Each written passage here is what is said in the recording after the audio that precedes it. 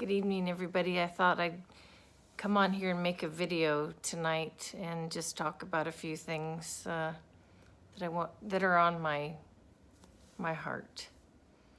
We're all going through such a tough time, and I think as far as myself, a lot of people really misunderstand me, and that's why I thought I'd come on here and try to explain a few things. I thought tonight I would talk about three things: the coronavirus, the election, and losing friends because of what's going on.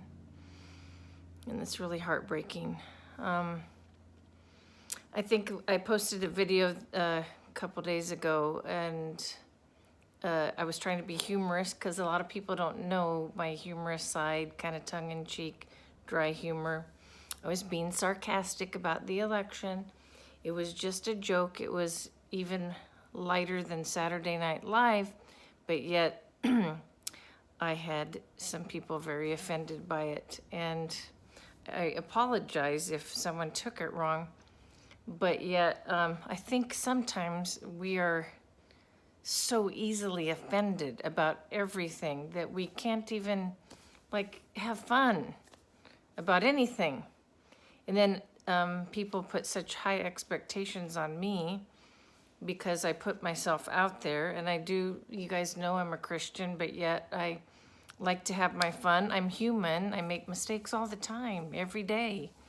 But yet when I do, I have people coming after me left and right, and nobody's perfect. So anyway, that has been on my mind. First, I'm going to start with the coronavirus. Clearly, it's getting out of hand, and I'm really worried. I took a mental health stress day today and did not work. I actually had a job for this whole week and walked into a situation where there was a lot of coronavirus lurking around, and I didn't feel safe. I just didn't feel safe returning to that particular school and classroom. And I just was like, God, I need some direction here. Clearly, I need my job. And if they decide to go online with all the schools now, I'm going to end up back on unemployment. And that's not what I want to do. I want to work. And I want the kids to be in school. We all do. But I'm concerned about my job. I'm concerned about my safety. And every night I go to bed looking on my phone thinking, which job should I take today? And is there coronavirus in that school? Is the teacher out with coronavirus? Are any of the kids in the classroom exposed to it, but they haven't broken out with it yet? And will I be near them where they take their mask down for a second and then I end up with it? There's a lot of things to think about because I have asthma and 5 autoimmune disorders, and that I managed to live with, but I've got a mom that just got out of the hospital with a serious heart surgery, and I haven't even been able to go see her when she's come home. And my sister is left with my father to take care of mom, and I don't feel safe enough to go around her because I'm afraid that I could bring it to her.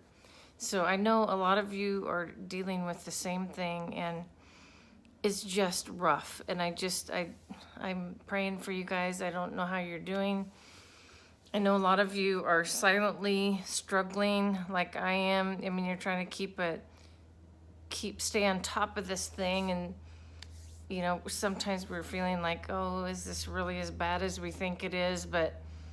And for a lot of people, it is like allergies, but we don't know if we're the ones or someone we love are one of the people that end up in the hospital or on a ventilator. So I'm the kind of person that believes that we should take precautions for everybody, because everybody deserves a chance to live and not be exposed to that. And I don't know. Tonight I'm just sitting here going, I'm just basically taking it a day at a time. And I can do that because I'm a substitute teacher, but It's also a lot of stress on me because I'm not going back into the same building like other people are every day. I could be in a different building or a different classroom. And then I'm more susceptible to picking up whatever's going on in that specific building. And so here we are, I think I counted it, 8 months and 10 days since the beginning of March when this broke out. And we are at an all-time high. And we have got to, we got to work it out, everybody. We got to do it. I don't know how long this is going to drag on. And even with vaccines, we still need to take precautions until everybody gets one. And then there's going to be a lot of people who don't want to get it, and I can totally respect that as well, because I'm pondering that same thought myself, believe me. So anyway, there's my anyway. So I wanted to talk about that, the masks thing. I totally get that too. My face is all broken out from masks. There's days where I wear a mask and a shield on top of it for 8 to 12 hours, literally. And sometimes I take a day off just to not have to wear a mask, and I stay home because my face is just hurting and sore, and quite frankly, I'm just mentally feeling like I'm on the edge of, I don't know. I'm not going crazy, but sometimes I feel like it. I think a lot of you can relate to that. Okay, the second thing I want to talk about is the election. This is tough because we have two sides, two sets of people in this country, and we are a nation divided. And I think you all know what side I'm on, and basically I'm trying to, it doesn't mean that I think either party is the best, and I think there's a lot of people who are completely divided on this. I mean, we are 70 plus million on one side voting and 70 some million on the other. Of course there's going to be a loser. But I think all that we're asking, at least those of us on the right who are on the losing side kind of at this point, because the election is not over until we go and see what's going on with the ballots. I think we all know that. I mean, CNN doesn't, and those news stations, and everyone's celebrating on the other side, but we've got to be fair about this. Because if it was on the other foot, I'm sure y'all would want to do the same thing. You want to make sure it's fair. It's only fair. And it's really hard for us to hear the words from Biden and those on that side asking us to, kind of unite with each other. Because I'm going to tell you, I can't unite with a platform that believes that abortion is okay. And I know this is uncomfortable for some of you. You don't even like me saying these words, but I am going to say it. There's a lot of really evil things going on. And if you don't align yourself up with the Word of God and being a Christian, you're going to be lost when it comes to this. I've got people unfriending me every day because of my Christian stance, my boldness. Sometimes it is in your face. But that's just the kind of person I am. I'm not the kind of person to sit around and be mowed over. A lot of you don't know the things I've been through in my life. I used to be a missionary for a few years, traveled to over 40 countries. I went on some mission trips that they were all incredible. God really worked in my life. I saw miracles all the time. I missed that time in my life. I wish I could go back. I wish I could do it again. I was held up at gunpoint in El Salvador during a civil war in 1984. I could have lost my life that night, but God spared my life because He had a purpose for my life. And I became a bold person because I know that God is real. And I know that we're in the middle of a spiritual warfare. And there's a lot of Christians that are being completely lukewarm. You're just letting everything slide by. And I'm not that kind of person. We can't have people in office that are doing shady things behind the scenes. A lot of you are in denial about it. A lot of people won't do the research. They are lazy voters who don't find out who they're really voting for and what they stand for. And because of these uneducated voters that just follow the trend and all these, I want my rights. Yeah, we all want our rights. But you need to do your research and find out what's really been going on behind the scenes. But when you have a so-called vice president-elect that tells you that she believes it's okay to go ahead and abort a baby, basically when it's being born, how can you align yourself with that? It just baffles me that would even cross your mind. Oh, it's just too graphic to think that someone would actually believe that and try to make a way for people to do those kind of things. Because it looks so nice and neat and tidy, standing in front of the country with your nice business suit on, saying all these wonderful things you're going to do for everybody. Don't be misled. You got to do your research and see what you stand up for. And as far as Biden, he's had 47 years to do something. And I've heard many shady things that have gone on behind the scenes. So here's what I would say also for those of you going, well, why is Trump any better? You know, God used a lot of broken people in the Bible. We all are broken without God. Me too. And to think that God could never use me because I sin every day and I have my own problems, what a sad world we would be if we had to be perfect in order to be accepted by God or be used by Him. Sometimes God chooses the very least that we would expect to do mighty things through. I know you don't like how he talks sometimes. I don't either. The tweeting and all that, it can be a little crazy. But he's also direct. We know where he stands. What about the things he did in Israel? Have you thought about that? What about our economy?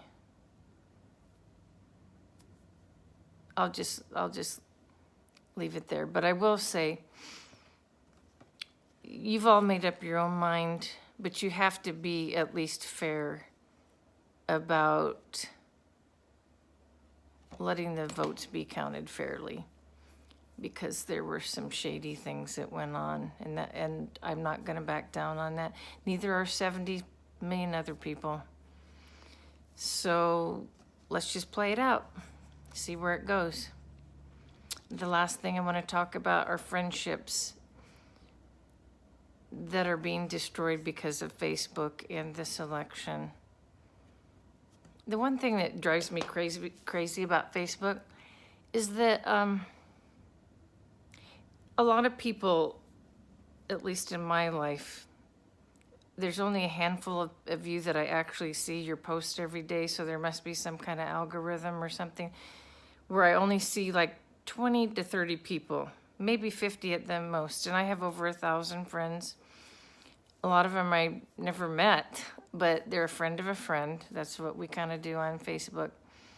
But a lot of people watch my posts for years and they never say a word to me.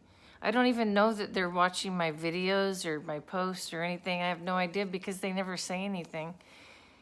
But then I find it ironic the minute I say something, after years of them watching my videos and my trips to the Caribbean and, you know, happy posts that everybody likes of their kids and their dogs and all that.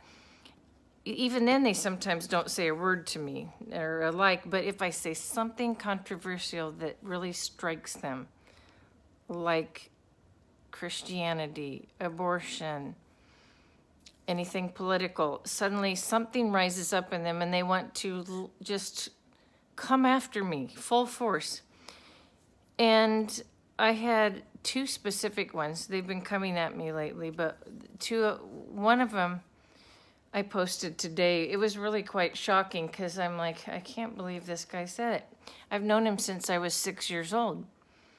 And so I've known him 50 years. I don't want to say my age, but he comes out of nowhere and he just says, basically, he's been following me, but never saying anything. Let's see if I can find it. Okay, so I wrote something about,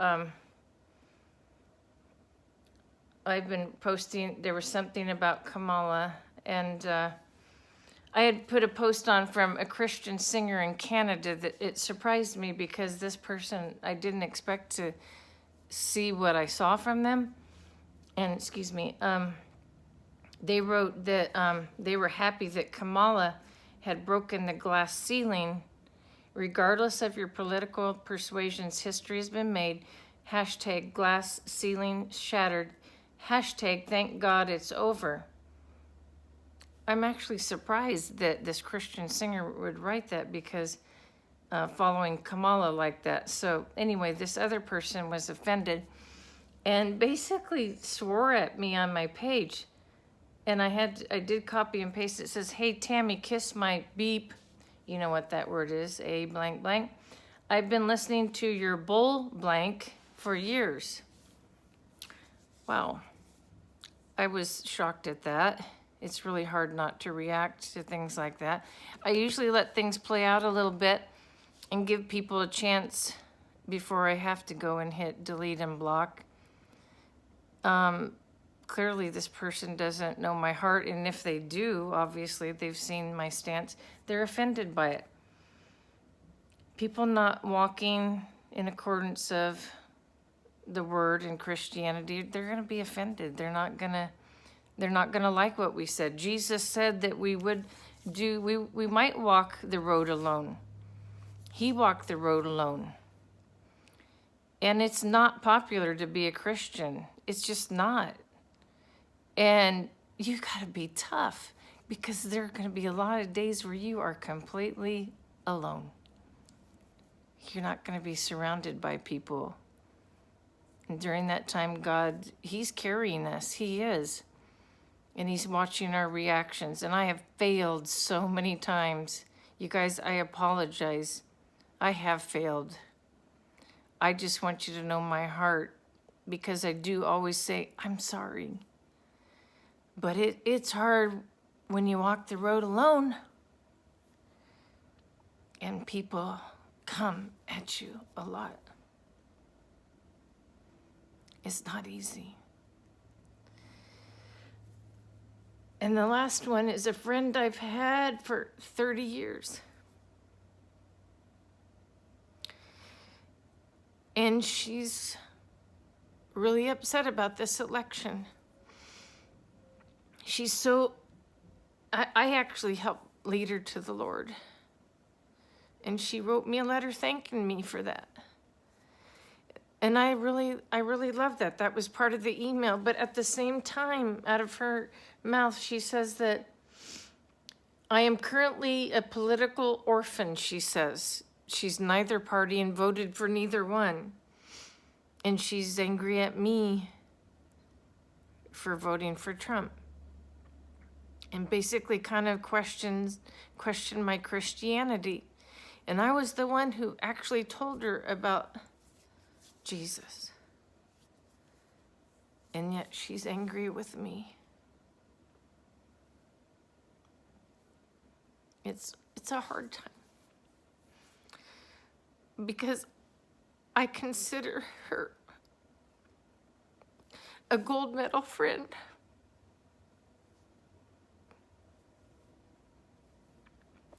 A once in a lifetime friend.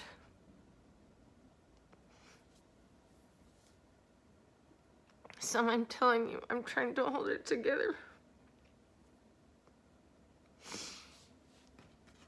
We can't let this election ruin lifelong friendships, because it's not worth it.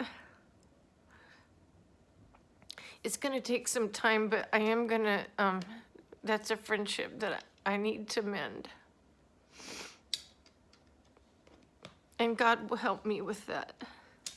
But see, the devil is here to seek and destroy us. And he'll use the election to do it. We gotta be strong, friends. We gotta be strong. And I didn't think I was gonna cry. But obviously I do love her a lot.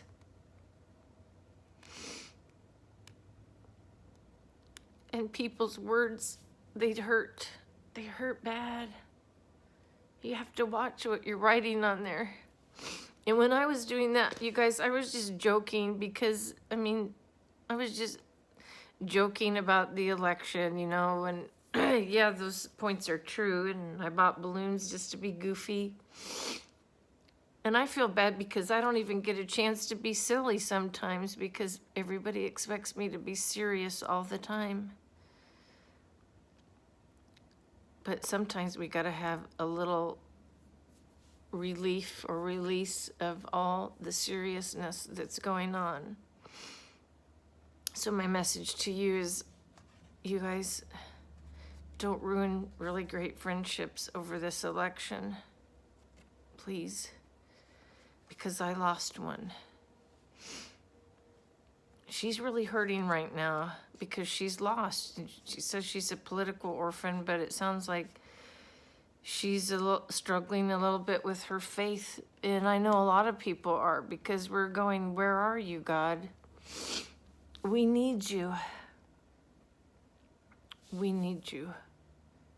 We need you to help us with this election and our friendships, and to get rid of the coronavirus that's infiltrating every area of our lives, giving us fear.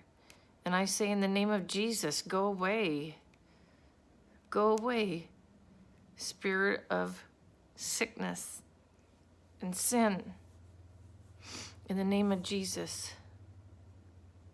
Okay, you guys, I'm not crazy. I'm not, I can assure you.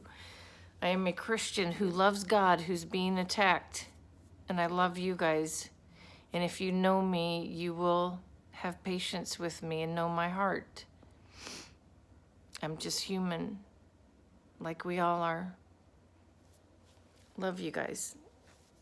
Take care.